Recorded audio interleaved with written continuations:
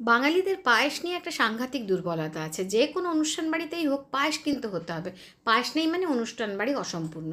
সিমাইয়ের পায়েস, চালের পায়েস, সুজির পায়েস, যে কোনো একটা পায়েস দরকার। কিন্তু আমি যে আজকে পায়েসটা বানাবো এটা নিশ্চয়ই আপনি আগে কোনো দিন খাননি। দেখুন তো, মুগ ডালের সুস্বাদু পায়েস। সঙ্গে থাকুন, দেখতে থাকুন। আমি নিয়েছি 100 গ্রাম মুগ ডাল।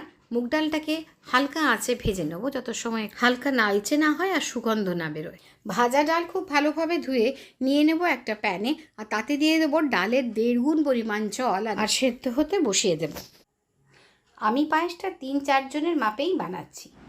অন্যদিকে নিয়ে নেব 50 গ্রাম চালের গুঁড়ো, আর চালের গুঁড়োকে উষ্ণ গরম জল দিয়ে মাখবো।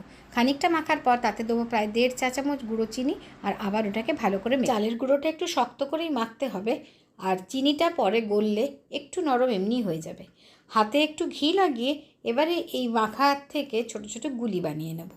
বেশ অনেক কটাই গুলি হয়েছে। গুলিগুলোকে একটা কাপড় দিয়ে ঢেকে রেখে দেবো। অন্যদিকে ডালটা সেদ্ধ হয়েছে নাকি একবার দেখে নিতে হবে।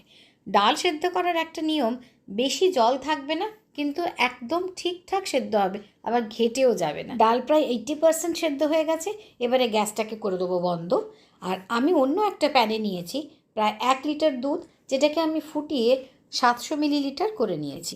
একটা তেজপাতা দিয়ে দুধটাকে ফুটিয়েছি। 80% সেদ্ধ হওয়া ডালটাকে ঢেলে দেবো দুধের মধ্যে। বাকি পুরোটাই সেদ্ধ হবে এই দুধের সঙ্গে।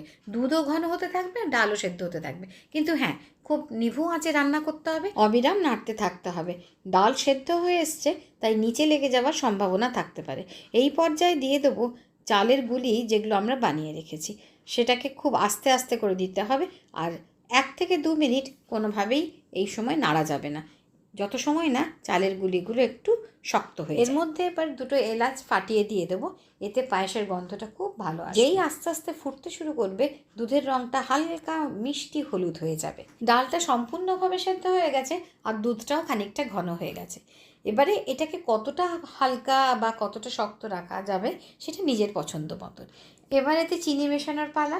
চিনিটাও নিজের পছন্দ মতন, যতটা দিলে ভালো লাগবে ততটাই।